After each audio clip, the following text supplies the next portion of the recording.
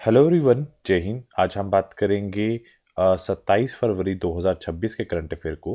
तो और उसके साथ लास्ट में हम डिस्कस करेंगे वीकली करंट अफेयर को। तो चलिए स्टार्ट करते हैं। आज का फर्स्ट और इम्पोर्टेंट क्वेश्चन पूछा गया है कि कौन से देश ने लंबे समय तक प्रभावी रहने वाली HIV जो रोधी दवा है जिसका नाम है लेना कैपेवीर का जो उपयोग करने वाला जो विश्व का सबसे पहला देश बना है। तो उसका राइट ऑप्शन है जिम्बाब्वे ने ये दवा खोजी है। तो इसमें होगा क्या? तो जिम्बाब्वे दुनिया का पहला ऐसा देश बना है जिसने लंबे समय तक असर करने वाली HIV रोकथाम दवा long lasting HIV prevention of drug जिसका नाम है लेना कैपेवेर को शुरू किया है। इस दवा का जो इंजेक्शन साल में 2 बार लगेगा, मतलब ट्वाइस इन ईयर, और जिसमें 6 महीने तक सुरक्षा मिलती है। पहले चरण में हम बात की जाएगी 46,500 जो उच्च जोखिम वाले व्यक्ति हैं, हाई रिस्क इंडिविजुअल को ये लक्षित किया जाएगा। यह दवा जो है निःशुल्क फ्री ऑफ कॉस्ट दी जाएगी। विशेष रूप से युवाओं जो युवा महिलाएं हैं, गर्भवती हैं और स्तनपान करने वाली माताओं को जैसी संवेदनशील श्रेणियों को दिया जाएगा। इसका पहला उद्देश्य क्या है? देश में नई HIV जो संक्रमण को जो है वो कम करना इसका काम रहेगा। और जो HIV होता है ये किसकी वजह से होता है? एक वायरस की वजह से होता है, इम्यूनो वायरस होता है, और ये हमारी जो बॉडी की प्रतिरोधक क्षमता है उसको नष्ट करता है। उसके बाद अगला क्वेश्चन है, पूछा गया है कि देश की संसद किस संसद ने प्रधानमंत्री नरेंद्र मोदी को स्पीकर ऑफ द जो कैंसेट मेडल से सम्मानित किया है। तो उसका जो राइट ऑप्शन है ये इजराइल की सांसद ने प्रधानमंत्री नरेंद्र मोदी को हाल में ही जो है सम्मानित किया है। तो इजराइल की सांसद ने प्रधानमंत्री नरेंद्र मोदी को speaker of the nation medal से सम्मानित किया है। यह सम्मान उन्होंने भारत और इजराइल के बीच में रणनीतिक संबंधों को मजबूत बनाने में असाधारण योगदान देने के लिए किया गया है। यह समाधान इजराइल की संसद कैंसर द्वारा प्रदान किया गया है। नरेंद्र मोदी इस सम्मान में नवाजे जाने वाले पहले भारतीय प्रधानमंत्री हैं। और उसके साथ साथ प्रधानमंत्री नरेंद्र मोदी ने इजराइल की 2 दिवसीय दौरे के दौरान यरूशलेम में इजराइल की सांसद नेसेट को संबोधित किया है। इसके साथ ही इजराइल की सांसद नेसेट को संबोधित करने वाले वो पहले भारतीय प्रधानमंत्री बन गए हैं। अगला क्वेश्चन है, पूछा गया है कि हाल में ही राजा जी महोत्सव जो है वो कहाँ पर मनाया गया है। तो उसका जो राइट ऑप्शन है वो नई दिल्ली के अंदर बनाया गया है। तो इसमें हुआ क्या है? तो ये कब से कब चला है? ये 24 फरवरी से 1 मार्च 2026 तक चलेगा। और ये कहाँ मनाया गया है? नई दिल्ली में स्थित राष्ट्रपति भवन में। इस अवसर पर जो राजगोपालचारी के जो जीवन पर एक विशेष प्रदर्शनी की आयोजित की गई है। और ये भी हमें पता होना चाहिए, राष्ट्रपति ने जो राष्ट्रपति भवन में राजगोपालचारी की प्रतिमा का अनावरण किया है, जो ब्रिटिश वास्तुकार जो एडविन लुटियस की प्रतिमा की जगह लगाई गई है। अब कौन है ये जो है राजगोपालाचारी? कौन है ये? भारत के पहले गवर्नर जनरल थे स्वतंत्रता के भारत के बाद, और पहले भारत रत्न प्राप्त करता है 1954 में। उसके साथ साथ दूसरे अन्य व्यक्ति हैं जिन्होंने भारत रत्न प्राप्त किया है, जो है डॉक्टर सर्वपल्ली राधाकृष्णन, भारत के पहले उपराष्ट्रपति, और डॉक्टर CV रमन जो भौत फिजिक्स जो वैज्ञानिक थे। और उसके बाद आपको ये भी याद रखना है कि राष्ट्रपति भवन में दरबार हॉल का नाम बदलकर गणतंत्र मंडप रख दिया गया है, और अशोक हॉल का नाम बदलकर अशोक मंडप रख दिया गया है। अगला क्वेश्चन पूछा गया है कि हाल में ही जो लॉन्च किया गया है टीचर ऐप 2.0 का जो विकास किसने किया है। तो उसका जो राइट ऑप्शन है भारती एयरटेल द्वारा ये विकास किया गया है। तो ऐसा क्या किया है? तो जो टीचर AI 2.0 एक AI पावर्ड डिजिटल ऐप है जो किसने लॉन्च किया है? शिक्षा मंत्री धर्मेंद्र प्रधान ने। और ये इसका जो निर्माण है भारतीय एयरटेल जो फाउंडेशन CK12 फाउंडेशन ने मिलकर साथ में किया है। इस ऐप में जो शिक्षकों को क्या मिलेगा? लेसन प्लान मिलेगा, क्लासरूम एक्टिविटीज़ और लर्निंग मटेरियल खोजने की में सहायता मिलेगी। ये एक AI है जिसका उपयोग शिक्षक जो है अपनी तैयारी में लगने वाले समय की बचत कर सकता है, और ये 1 से लेकर 12 कक्षा की ज़रूरतों को कवर करता है। उसके साथ साथ वर्ल्ड टीचर डे 5 अक्टूबर को मनाया जाता है। नेशनल टीचर डे इंडिया की बात की जाए 5 सितंबर को। और ग्लोबल टीचर जो प्राइज़ है 2026 का, तो रूपल नागी ने अपने नाम किया है। अगला क्वेश्चन, पेरू के जो नए अंतरिम राष्ट्रपति किसे चुना गया है, तो उसका जो राइट आंसर है वो है जोस मारिया अल्जार जो हैं, उनको अंतरिम प्रधानमंत्री जो है हाल में ही चुना गया है। तो हुआ क्या है, पेरू की जो सांसद है जो है उन्होंने जोस मारिया प्रकाश को हाल में ही इंटरम प्रेसिडेंट चुना है। 2016 के बाद वे पेरू के 8वें राष्ट्रपति बने हैं। और उसके बाद है बल्जार जो पेशे से एक वकील और फॉर्मर जज रहे हैं, और उन्होंने पूर्व राष्ट्रपति जोस जेरी की जगह ली है, जिन पर हाल में ही भ्रष्टाचार के आरोपों के कारण इम्पीचमेंट प्रक्रिया के तहत उन्हें पद से हटाया गया है।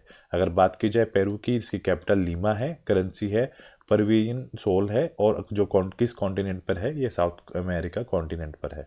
उसके बाद अगला क्वेश्चन पूछा गया है कि हाल में ही स्नो लेपर्ड्स नाम के एक विशेष दस्ते को किसने लॉन्च किया है, तो ये हाल में ही जम्मू कश्मीर पुलिस ने इसे हाल में ही लॉन्च किया है। वजह क्या है, हाल में ही जम्मू कश्मीर जो पुलिस ने जो स्नो लेपर्ड नाम का एक elite special force unit launch की है। इसका काम क्या होगा है, जो हाई एल्टीट्यूड यूनिट है, जितने भी पहाड़ी जो ज़्यादा अत्यधिक ऊंचाई या पहाड़ी क्षेत्र वाले जो एरियाज़ हैं उनकी सुरक्षा को और चुनौतियों से निपटना के लिए इसे डिज़ाइन किया गया है। इसका उद्देश्य क्या है, केंद्र शासित जम्मू कश्मीर में आतंकवाद रोधी अभियानों को और अधिक प्रभावी रूप से अंजाम दिया जा सकता है। उसके बाद अगला क्वेश्चन है, पूछा गया है कि कौन सी भारतीय फिल्म जो 79 बाफ्ता ब्रिटिश एकेडमी फिल्म अवार्ड 2026 में बेस्ट चिल्ड्रन एंड फिल्म जो फैमिली फिल्म पुरस्कार जिसे मिला है, तो उसका जो राइट ऑप्शन है बोंग, उसका राइट ऑप्शन है। तो इसमें क्या हुआ है, बोंग को 79 ब्रिटिश एकेडमी फिल्म अवार्ड में best children and family film का पुरस्कार जीता है।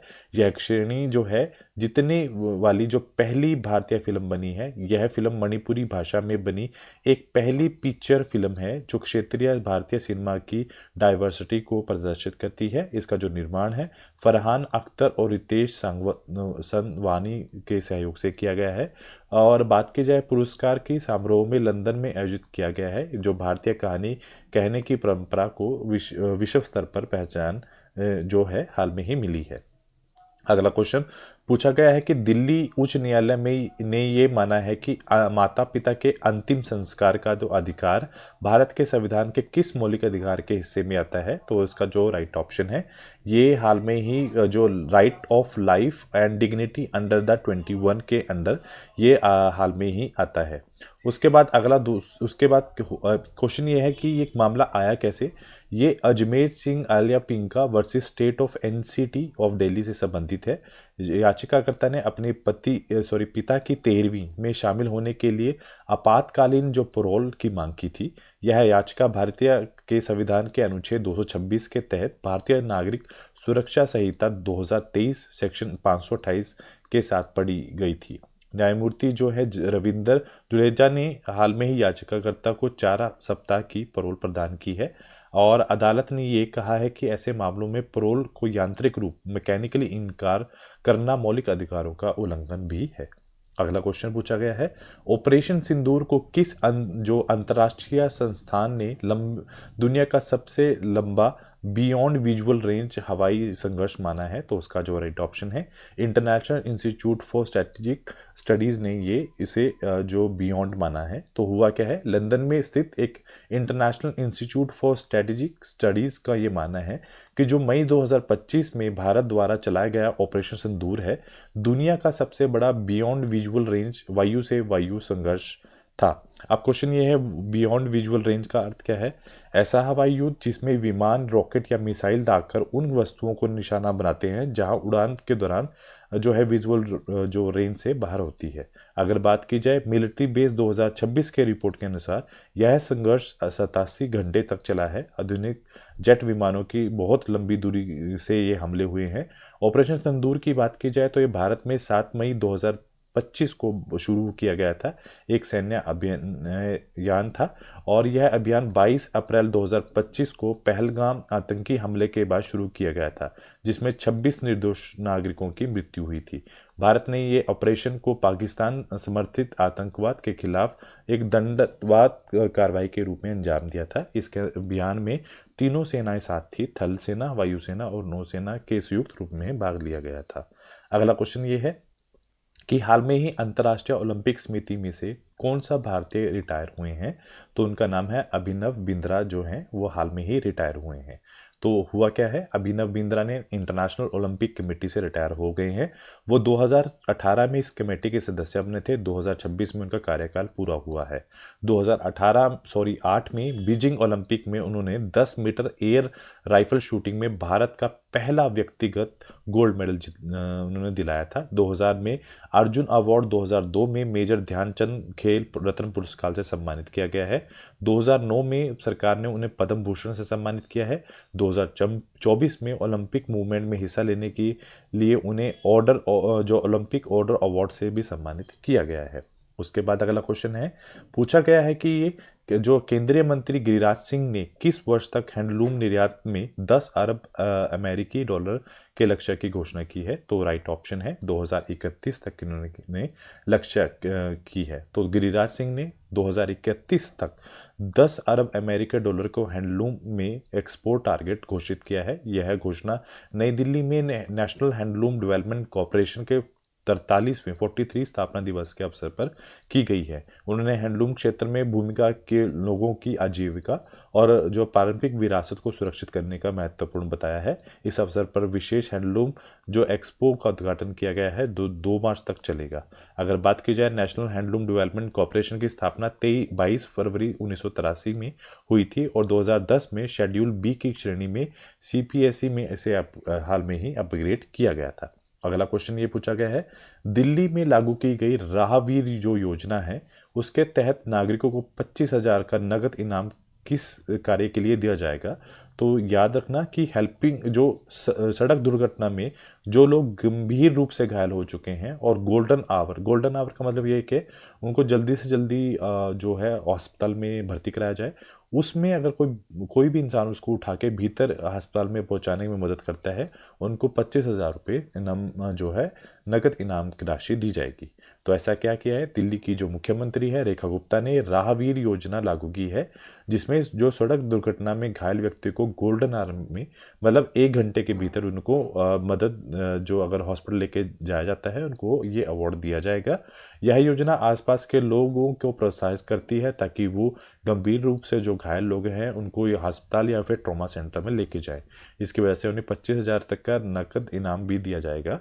और यह जो 25,000 प्रति जो दुर्घटना की अधिकतम राशि है, जो चाहे एक या कई पीड़ितों की मदद की गई हो।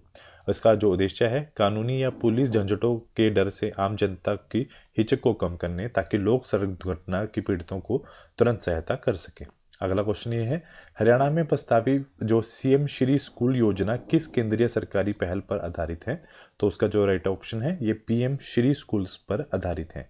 तो हरियाणा सरकार ने प्रधानमंत्री श्री स्कूल के आधार पर मुख्यमंत्री श्री स्कूल शुरू करने की घोषणा की है। यह घोषणा शिक्षा मंत्री महिपाल ढांडा ने हरियाणा विधानसभा के बजट सत्र के दौरान की है। ये जो केंद्रीय माध्यमिक शिक्षा बोर्ड है CBSE के पाठ्यक्रम करिकुलम को अपनाएंगे और इसका उद्देश्य है गुणवत्ता, आधुनिक जो शिक्षण पद्धतियों और उच्च शिक्षण मानकों को सुनिश्चित करना है। साथ में यह योजना 2009 में निःशुल्क और अनिवार्य शिक्षा अधिकार जो RTE एक्ट और इंक्लूसिव एजुकेशन को बढ़ावा देगी। उसके बाद नेक्स्ट क्वेश्चन पूछा गया है कि हाल में ही EY जो entrepreneur of the year 2025 award से किसे सम्मानित किया गया है। तो उसका जो राइट ऑप्शन है दीपेंद्र गोयल को हाल में ही जो है सम्मानित किया गया है। तो दीपेंद्र गोयल जो एटर्नल लिमिटेड के जो फाउंडर हैं, उनको हाल में ही एंटरप्रेन्योर ऑफ द ईयर 2025 के लिए सम्मानित किया गया है। यह सम्मान मुंबई में एक आयोजित कार्यक्रम के दौरान प्रदान किया गया है। वे जून 2026 में मोंटी कार्लो में आयोजित होने वाले world entrepreneur of the year में जो है भारत का प्रतिनिधित्व मतलब रिप्रेजेंट करेंगे। उसके साथ साथ केंद्रीय वाणिज्य व उद्योग मंत्री पीयूष गोयल द्वारा ये प्रस्तुत किया गया है। और special jury award gift city के चेयरमैन और अनुभवी बैंकर उदय सिंह कोटक को दिया गया है।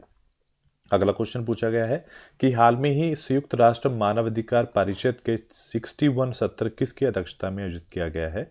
तो उसका जो राइट ऑप्शन है सिद्धार्थो रेजा सूदियो पीरियो जो है उनको सम्मानित किया गया है। तो अब उन्होंने क्या किया है, तो United nation human right council का जो 61 सेशन आयोजित हुआ है उसके अध्यक्षता इंडोनेशिया के जो परमानेंट रिप्रेजेंटेटिव ऑफ इंडोनेशिया हैं जिनका नाम क्या है, सिद्धार्थो रेजा सुपुरियो दीपुरो ने की है। यह 23 फरवरी से 31 मार्च तक जिनेवा में जो है आयोजित की जाएगी और ये एक एनुअल रिपोर्ट प्रस्तुत करेंगी जिसमें ह्यूमन राइट इश्यूज और जो है थीमेटिक डिस्कशन की जाएगी और राइट टू डेवलपमेंट और विश्व के जो मानवाधिकार सुरक्षा जैसे जो विषय को शामिल किया जाएगा। उसके बाद वीकली करंट अफेयर में चलते हैं। चीन ने जो है रिसर्च एंड डेवलपमेंट में दुनिया का सबसे बड़ा देश बना है। राशिद खान जो अफगानिस्तान से है उन्होंने T20 में 700 विकेट लेने वाले जो पहले गेंदबाज बने हैं। केरल ने अपने जो बुजुर्गों के लिए एल्डरली बजट पेश किया है। स्मृति मंदान BCCI Indian sports women of the year का खिताब जीता है। PM राहत जो योजना है वो प्रधानमंत्री मोदी ने सेवा तीर्थ से दुर्घटना पीड़ितों के लिए शुरू की है। आसाम कैबिनेट ने भारत की जो पहली अंडर वाटर जो रोड रेल टनल को मंजूरी दी है। स्पेन ने 16 वर्ष के कम बच्चों को सोशल मीडिया प्रतिबंध लगाया है। गणतंत्र दिवस की जो झांकी में महाराष्ट्र की झांकी सबसे ऊपर है।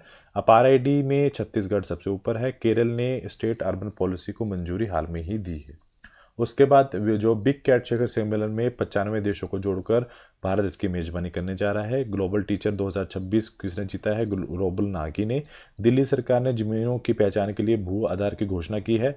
असम सरकार ने सरकारी नौकरियों में चाय जनजाति और आदिवासियों के लिए 3% आरक्षण किया है। गुजरात ने 16.5 हिस्सेदारी के साथ गुजरात भारत का नवीनकरणीय ऊर्जा पावर हाउस बना है। 72वां महिला सीनियर राष्ट्रीय कबड्डी टूर्नामेंट 2026 हरियाणा ने इंडियन रेलवे को हराकर जीता है। बांग्लार युवा साथी जो योजना है पश्चिम बंगाल ने युवाओं की मदद के लिए शुरू किया है और इसमें 1500 रुपये मिलेंगे। पिलो AI आंध्र प्रदेश में शुरू किया गया है और बायो एशिया 2026 अंतर्राष्ट्रीय शिखर सम्मेलन तेलंगाना में किया गया है। नेशनल काउ कल्चर म्यूजियम जो है उसका वो मथुरा में स्थापित किया गया है। तो आज के लिए इतना ही। Do like share and subscribe my channel. Thank you so much.